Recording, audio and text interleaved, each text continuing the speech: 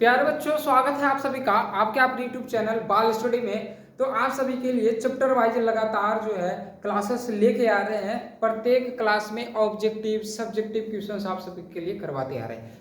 इसी तरीका से फिजिक्स में भी आ रहा है आप सभी के लिए, और बायोलॉजी में भी आ रहा है, मैथ्स में भी आ रहा है, सभी चीज़ में आ रहा है ना। तो चलो हम लोग आज करने वाले जो आपका चैप्टर 4 जो हम करवा रहे थे रासायनिक बलगतिकी, इसका जो है जो भी 2 नंबर में या 5 नंबर में जो बनने वाला जो सवाल था वो सब के सब करवा चुके हैं। अगर वो वीडियो देख लिए, अगर आप उस वीडियो को देख के अगर उसमें जो सवाल बताया गया, उसमें जो क्वेश्चंस बताया गया, अगर वो आप अच्छे तरीके से पढ़ लिए होंगे, याद कर लिए होंगे, तो आपको मुबारक हो, उस चैप्टर से एक भी आपका क्वेश्चंस नहीं छूटने वाला है। ठीक है ना। इसी तरीके से चैप्टर वाइज सभी ला रहे हैं। अगर सभी चैप्टर वाइज अगर आप पढ़ लेते हो ना, तो क्वेश्चन एग्जाम में अगर आया तो इतना तो उम्मीद है कि उससे रूबरू आप जरूर होगे, है ना। इतना तो करवा रहे हैं आपको, है ना। एक भी क्वेश्चन ऐसा नहीं आपको एग्जाम में देखने को मिलेगा जो आप पहले यहाँ से पढ़ नहीं पाए हो, सब कुछ मिल जाएगा। ठीक है ना। तो बस आप लोग को जो पढ़ाते जा रहे हैं वो क्या करना, अच्छे तरीके से पढ़ते जाना है, रिवीजन करते जाना है। ये नहीं कि एक बार पढ़ लिया और उसे छोड़ दो। कॉपी में जरूर नोट किया करो, चाहे आपके लिए सब्जेक्टिव हो या फिर ऑब्जेक्टिव, कॉपी में नोट जरूर करो। कॉपी में नोट किए हुए रहोगे ना, एक बार पढ़ लिए फिर कॉपी में नोट कर लिए, दोबारा अगर भुला गए तो एक बार कॉपी देख लोगे तो क्या हो जाएगा, रिवीजन हो जाएगा। इसलिए नोट जरूर करो, ठीक है। और ये हमारा है ऑब्जेक्टिव क्वेश्चन। और एक बात और बता दें आप सभी को, एक बात और बता दें, जैसे 2026 के लिए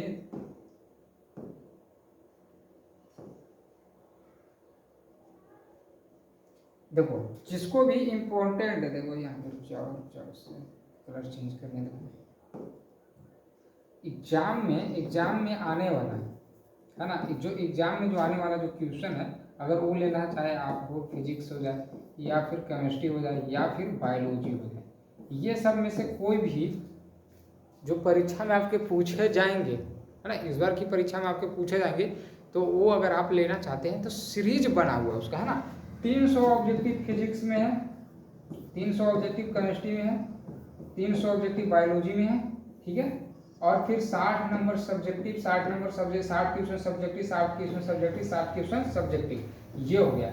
इतना अगर आप पढ़ लेते हो ना, तो 100 नंबर 100 नंबर 100 नंबर, यानी 300 नंबर कोई रोकने वाला नहीं। 300 में कम से कम 250 तो कोई रोकेगा नहीं। अगर इतना आप पढ़ रहे हो, बस इतना 900 ऑब्जेक्टिव और 180 जो है सब्जेक्टिव क्वेश्चन पढ़ के आप 250 नंबर आराम से लेके आओगे। तो लेना रहेगा तो ये सभी, ये तीनों का जो है मात्र ज़्यादा फी नहीं, 100 रुपया लग रहा है, 100 रुपये में आपको तीनों का तीनों मिल जाएगा। चलो बाकी हम लोग क्लास स्टार्ट करते हैं। चलो अब देखो, सबसे पहला क्वेश्चन से आपका, देखो सबसे पहला क्वेश्चन का आप लोग पढ़िए अच्छा से और जवाब भी दिया कीजिए कि क्वेश्चन क्या बोल रहा है। देखो सबसे पहला क्वेश्चन लिखिए, रासायनिक अभिक्रिया 2A+B, है ना। यानी कि ये हमारा क्या होता है, ये अभिकारक हो जाता है हमारा, और ये चीज क्या होता है, ये हमारा प्रतिफल होता है। कि दर को निम्नलिखित में से किसके द्वारा निरूपित किया जा सकता है ना, निरूपित किया जा सकता है किसके द्वारा। देखो ये चीज को हम इस तरीके से, जैसे आप ऑप्शंस देख रहे हो ना, ऑप्शन जैसे देख रहे हो, इस तरीके से हम आपको लिखने के लिए सिखाए थे। देखो कैसे, सबसे पहले देखो क्या है, 2A+ में B है और फिर C है। यहाँ पे देखो 2 है ना, तो इसको बटा के रूप में लिखा जाता है। जब 2 है ना तो ये बटा में लिखा जाता है। यहाँ पे देखो ये आ गया हमारा, A आ जाएगा यहाँ पे, ठीक है, और नीचे में आ जाएगा T, डेल T, और यहाँ पे भी आ जाता है डेल्टा। देखो ये हमारा क्या, अभिकारक, अभिकारक हमेशा माइनस में होता है, आपको बताए थे। यहाँ पे देखो B है तो B को कैसे लिखेंगे, डेल्टा लिखेंगे, और फिर यहाँ पे आ गया B आ गया, और नीचे में आ गया डेल्टा T आ गया, और ये भी अभिकारक है, इसलिए हम B से क्या लिखेंगे, माइनस में लिखेंगे। अब ये देखो C को कैसे लिखेंगे, तो ये हमारे पास आ जाएगा, देखो डेल्टा में आ जाएगा C हमारे आ जाएगा, और नीचे में आ जाएगा डेल्टा में T आ जाएगा। ये देखो प्रतिफल है तो इसे प्लस में लिखते हैं, ठीक है ना। तो ये तीनों अलग अलग चीजें, आप देखो तीनों ऑप्शंस आपको, तीनों जो है ऑप्शंस में आपको देखो मिल रहा होगा। ये भी देखो ये मिल रहा है ना, 1/2, देखो माइनस में 1/2 डेल A, है ना। ये वाला इस तरीका से है, समझो, मतलब टाइपिंग में इस तरीका से ऑप्शन नहीं आता, इसलिए वैसे लिखा गया, लेकिन आप समझ रहे हो कि ये भी हो गया। यहाँ पे डेल B और डेल T, यहाँ पे देखो ये भी माइनस में हो जाएगा, माइनस में ना, और यहाँ पे देखो प्लस में हो जाएगा डेल C बटे डेल T, ये आपका हो जाएगा। यानी इनमें से सभी जो आपका आंसर जो आपका होगा, ये इनमें से सभी आएगा। चलो इसके बाद आपका देखो अगला प्रश्न जो है, अगला प्रश्न देखो, दूसरा प्रश्न क्या बोल रहा है कि किसी रासायनिक अभिक्रिया का वेग स्थिरांक निम्नलिखित से किस पर निर्भर करता है।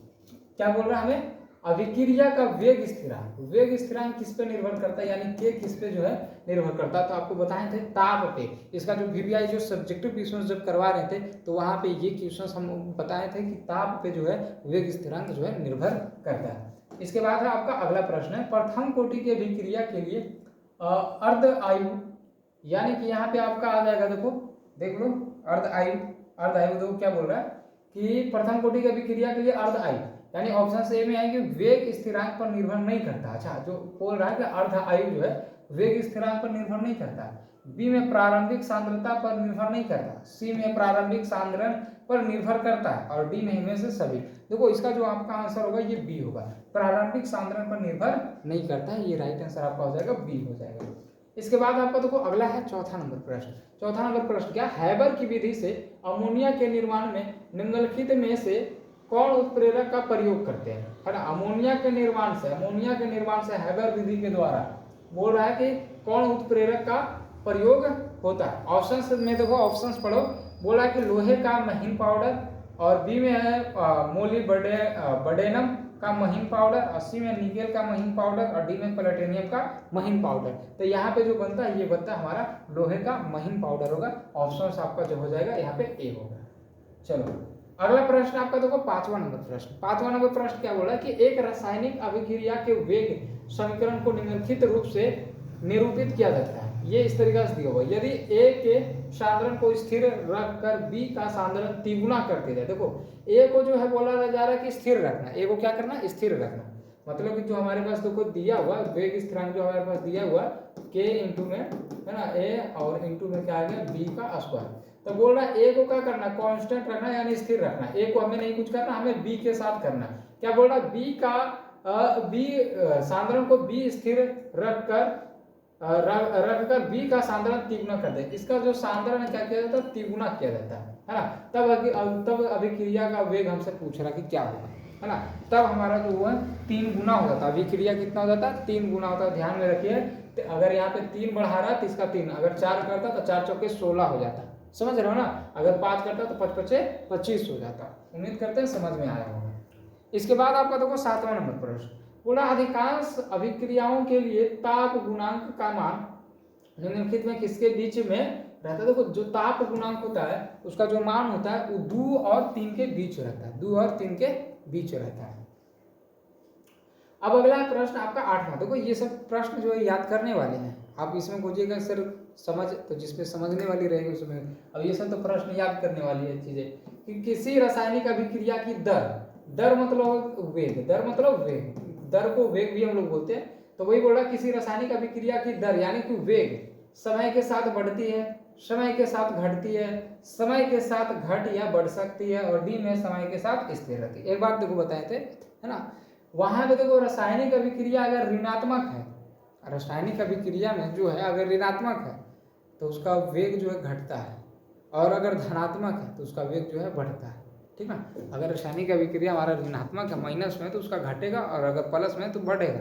तो यहाँ पे क्या हो जाएगा, यहाँ पे क्या प्लस में है कि माइनस में ये नहीं पता, तो हम दोनों मान के चलेंगे। हम वही मान के चलेंगे कि बढ़ भी सकता है और घट भी सकता है, यानी घट भी सकता है और बढ़ भी सकता है। ठीक है ना, दोनों हो सकता है। इसके बाद आपका देखो अगला प्रश्न है 9वां नंबर प्रश्न। देखो 9वां नंबर प्रश्न क्या बोला कि निम्न में से किसके पश्चात उत्पाद का निर्माण होता है अभिकारक के अणुओं के मध्य। देखो उत्पाद मतलब हुआ प्रतिफल, उत्पाद मतलब क्या हुआ, प्रतिफल। जैसे हमारे पास देखो 2 है, जैसे a प्लस b है, ये हमारा प्रतिफल हुआ, इससे हमें c प्लस d मिला, ये हमारा क्या हुआ, उत्पाद हो गया। ये क्या हुआ, उत्पाद।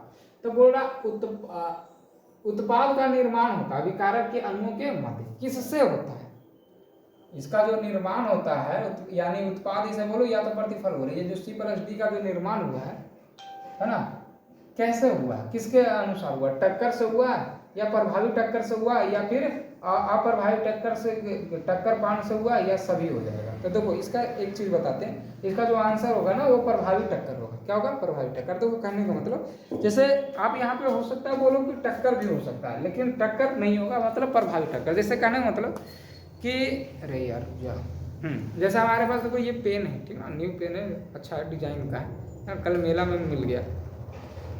तो ये वाला देखो, अब देखो ये दोनों का क्या करवाना है, इसमें इसको समाना, अब ऐसे करेंगे तो समेगा नहीं समेगा, ऐसे करेंगे समेगा नहीं समेगा, ऐसे ऐसे किसे इसको संभालने के लिए हमको ऐसे रखना पड़ेगा। तो ये क्या हो गया, सम गया। मतलब यहाँ पे वही हो, यहाँ पे तो कोई टक्कर हो रहा है, ये भी तो कोई टक्कर हो रहा है, ये भी टक्कर हो रहा है, लेकिन हमारा उत्पाद नहीं बनता। टक्कर ऐसे भी हो रहा है लेकिन उत्पाद नहीं बन रहा।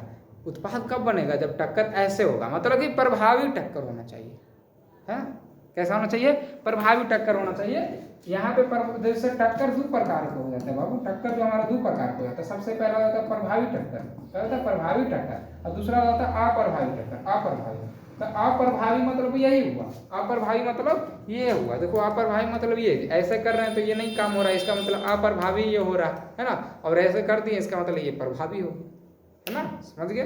तो यहाँ पे कैसा होता है, प्रभावी टक्कर होता है। ये ऑप्शन आपका हो जाएगा बी हो जाएगा। अगला आपका देखो प्रश्न 11 तो बोल रहा किसी भी पदार्थ के क्रिया करने की दर, दर मतलब क्या होता है, तो वेग, है ना, वेग निर्भर करता है। तो किस पे निर्भर करता है, सक्रिय द्रव्यमान पर, या अणुभार पर, या परमाणु भार पर, या तुल्यांक भार पर। चार ऑप्शंस आपको दिया हुआ है यहाँ पे, है ना, यह सक्रिय द्रव्यमान पर, या फिर अणुभार पर, या परमाणु भार पर, या तुल्यांक भार पर। तो ये आपका होता है सक्रिय द्रव्यमान पे, राइट आंसर आपका हो जाएगा ए होगा।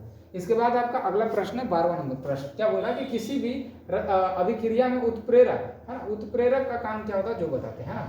उत्प्रेरक करने मतलब जैसे A प्लस बी हुआ और C प्लस डी है, तो ये हमारा अभिकारक है, ये हमारा प्रतिफल या उत्पाद भी बोल सकते हो। अब देखो क्या हुआ, ये अभिकारक और ये उत्पाद, ये इसका अभिक्रिया जो है ना नहीं हो पा रहा था। इसका क्या हो रहा था, अभिक्रिया जो है नहीं हो पा रहा था। तो जल्दी अभिक्रिया करवाने के लिए क्या करता है, यहाँ पे उत्प्रेरक आता है। यहाँ पे क्या आता है, उत्प्रेरक आता है। यहाँ पे उत्प्रेरक आता है, यहाँ पे उत्प्रेरक आता है। उत्प्रेरक के आने की वजह से जो अभिक्रिया है वो जल्दी हो जाता है। जैसे कहने का मतलब कि हम कोई स्कूल में काम करवा रहे हैं या कुछ भी कहीं पे करवा रहे हैं, है ना।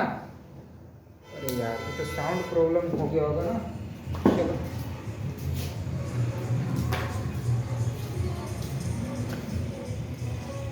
साउंड थोड़ा सही से नहीं जा रहा होगा, चलो दूसरा माइक ले लिया। हाँ देखो, तो हम क्या बोल रहे थे कि किसी भी अभिक्रिया में उत्प्रेरक का काम क्या रहता है जो बताते हैं। देखो जैसे अभिक्रिया का काम यही रहता है कि जैसे हम लोग कहीं मान लो चलो ऐसी जगह गए जहाँ पे भीड़ भड़ाका बहुत है ना। तो अब वहाँ पे क्या होगा कि अगर हम घूस देंगे तो हमारा काम जो है जल्दी हो जाएगा, घूस देंगे तो क्या हो जाएगा, हमारा काम जल्दी हो जाएगा। वही यहाँ पे होता है। जैसे ये A प्लस बी का जो है ना अभिक्रिया नहीं हो पाता तो क्या करता है, या तो फिर लेट लगता है, तो फिर यहाँ पे अभिकारक आता है। अभिकारक क्या करता है पता है, कि बस इसका अभिक्रिया करवा के यहाँ से हट जाता है। अभिकारक यहाँ पे, अभिकारक का बस काम है कि अभिक्रिया करवा देना, बाकी इसका इससे कोई लेना देना है नहीं। इसका मतलब ऑप्शन ए में अभिक्रिया वेग पर कम करता है, अभिक्रिया वेग को बढ़ाता है, या अभिक्रिया वेग को बढ़ाता है या घटाता है, या इनमें से कोई कौन सा होगा आपका। तो यहाँ पे अभिक्रिया वेग कम करता है, अभिक्रिया वेग को बढ़ाता है, लेकिन यहाँ पे तो ऑप्शन ही नहीं वैसा मिल रहा है ना। ऐसा तो यहाँ पे ऑप्शन ही नहीं मिल रहा है। क्वेश्चंस में कहीं पे गड़बड़ी हुई है ना, क्वेश्चंस पे कहीं पे गड़बड़ी हुई है। अभिक्रिया वेग को बढ़ाता है या एवं घटाता है। अभी तो हम लोग ये इसी पे चलेंगे, फोकस करेंगे अभी यही वाली पे, ठीक ना। किसी भी अभिक्रिया में उत्प्रेरक अभिक्रिया वेग का कम करता है, अभिक्रिया वेग को बढ़ाता है, अभिक्रिया वेग को बढ़ाता है या घटाता है, ये भी हो सकता है। देखो ये देखो बढ़ाता है या घटाता है, ये क्वेश्चंस पे रिलेट करो, ये क्वेश्चंस पे रिलेट करो आप, तब आपको पता चल जाएगा। देखो यही चीज, वही क्वेश्चन पूछा गया था ना कि किसी रासायनिक अभिक्रिया की दर बोलो या वेग बोलो तो क्या करता, समय के साथ घट या बढ़ सकता। तो वही चीजें यहाँ पे भी है ना, वही चीज यहाँ पे भी है। हम क्वेश्चन समझे थे कुछ और, हम सोचे कि क्वेश्चन जैसे उत्प्रेरक दे दिया ना, तो हम सोचे कि कुछ ऑप्शंस हम पढ़े नहीं, और ऑप्शन नहीं पढ़ने के वजह से हम ये चीज बताते हैं। लेकिन यहाँ पे ये चीज नहीं बोल रहा, यहाँ पे कुछ और बता रहा था, हमारा वेग के बारे में बता रहा था कि बढ़ता है कि घटता है। तो वो चीज तो हम आपको बताए ही दिए थे वहाँ पे, है ना। चलो इसके बाद आपका देखो अगला है कि प्रथम कोटि की अभिक्रिया के लिए वेग स्थिरांक की इकाई। देखो वेग स्थिरांक यानी के का हम बताए हुए थे कि समय इनवर्स होता है, बताए हुए थे ना। 1/t हो गया, और फिर इधर हो गया डेल्टा, इस तरीका से हो गया, नीचे में हो गया a, है ना। तो आपको बताया था कि ये से ये खत्म हो जाता है और ये बचता है 1/t। अब ये वाला समय यानी 1y समय हो गया, और समय ऊपर जाएगा तो समय इनवर्स होगा। सब्जेक्टिव क्वेश्चंस में आपको बताए हुए अच्छा से, है ना, समय इनवर्स हो जाएगा। राइट आंसर ऑप्शन हो जाएगा ए। अगला प्रश्न आपका देखो 14वां नंबर प्रश्न कि जल में H2G प्लस Ci2, ये अभिक्रिया हो रहा है सूर्य के प्रकाश के उपस्थिति में, ये अभिक्रिया की कोटि है। तो जब भी सूर्य के प्रकाश में अगर अभिक्रिया होता है तो वो हमारा शून्य कोटि होता है। कौन सा होता है? शून्य कोटि का होता है। जब भी अभिक्रिया सूर्य के प्रकाश में होता है तो वहां पे जो अभिक्रिया हो रही है वो शून्य कोटि में होता है। ऑप्शन हो जाएगा आपका डी।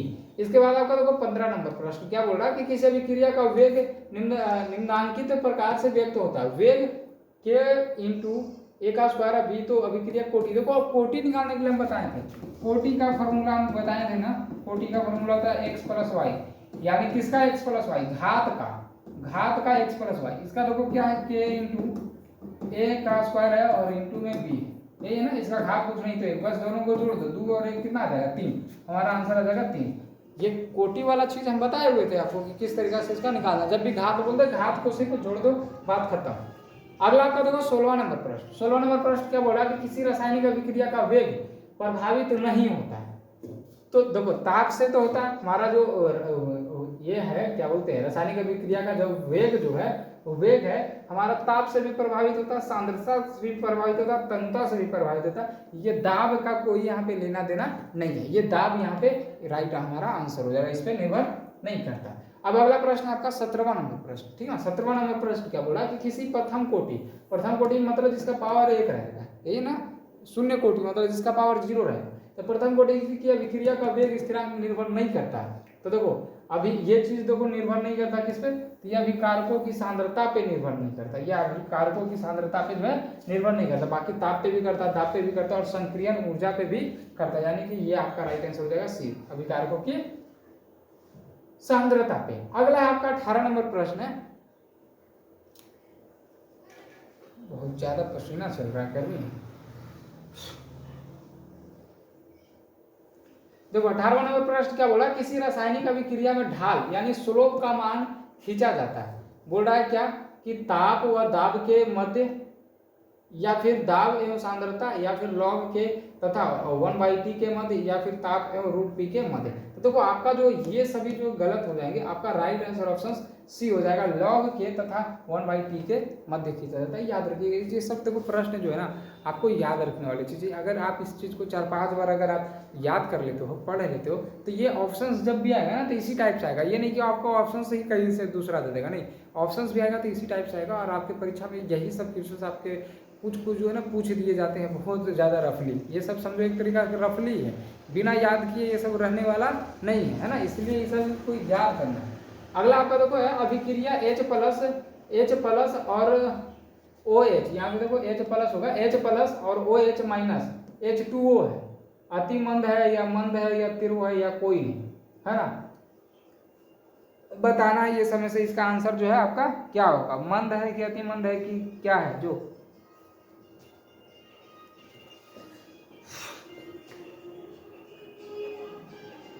एक मिनट रुक जाइएगा,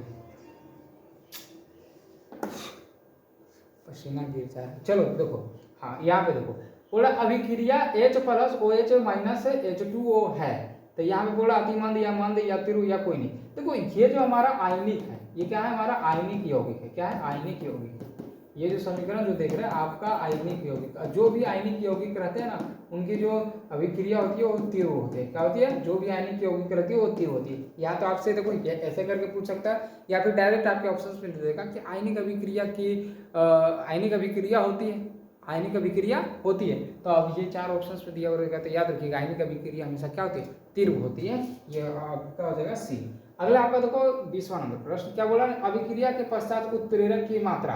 देखो यही देखो बोल रहा है, ये चीज देखो ये क्वेश्चन से यहाँ पे आ जाएगा। जैसे A प्लस बी हो गया, C प्लस में हो गया D, तो यहाँ पे उत्प्रेरक का मान पूछा जा रहा है, उत्प्रेरक की मात्रा क्या होती है? तो अपरिवर्तित रहती है। क्या रहती है? अपरिवर्तित। मतलब उत्प्रेरक इसलिए आता है यहाँ पे ताकि इसका जो अभिक्रिया जल्दी कर पाते, बाकी यहाँ पे उत्प्रेरक का कोई और काम नहीं रहता है ना।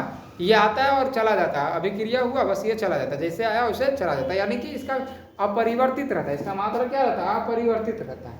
ठीक है ना। अगला प्रश्न आपका देखो 21वां बोला किसी रासायनिक अभिक्रिया में वेग निर्धारक पद होता है, मंद पद या मध्यम पद या प्रारंभिक पद या अंतिम पद। तो ये आपका हो जाएगा मंद पद हो जाएगा। यहाँ पे क्या हो जाएगा? आपका ऑप्शन हो जाएगा ए हो जाएगा।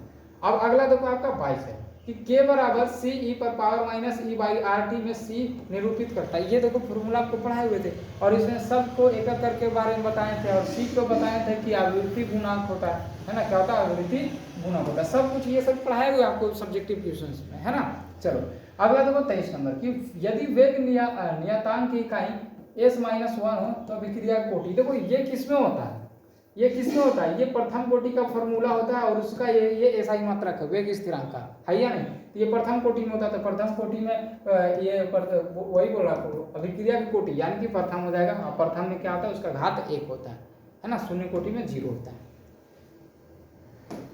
अब अगला देखो आपका है 24 कि किसी शून्य कोटि की अभिक्रिया की दर बोला निश्चित होती है या समय के साथ घटती है या समय के साथ बढ़ती है या कभी घटती है कभी बढ़ती है। तो शून्य कोटि की अभिक्रिया की जो दर होती है ना वो निश्चित होती है, क्या होती है, निश्चित होती है। राइट आंसर इसका ऑप्शन ए हो जाएगा। अगला आपका देखो है 25 नंबर क्वेश्चन की उदासीनीकरण की क्रिया को पूर्ण होने में समय लगता है, तो इसमें लगता है 10 के पावर माइनस 10 सेकंड, 10 के पावर माइनस 10 सेकंड, ये हो जाएगा आपका आंसर।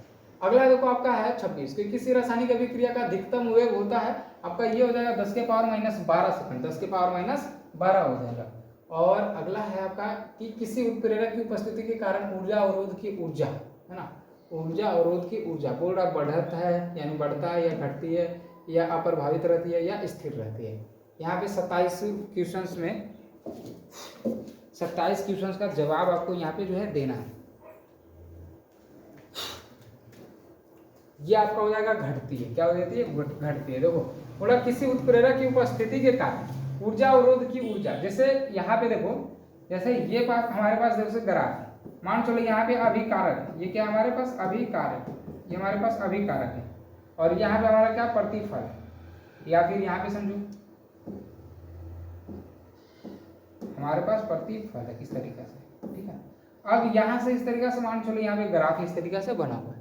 अब बोल रहा है कि किसी उत्प्रेरक की उपस्थिति के कारण ऊर्जा अवरोध की ऊर्जा, जैसे अगर यहाँ तक अगर हमें पहुंचना है डायरेक्ट, अगर हम पहुंचने की कोशिश करेंगे तो ऊर्जा ज्यादा लगेगा, ऊर्जा क्या लगेगा, ज्यादा।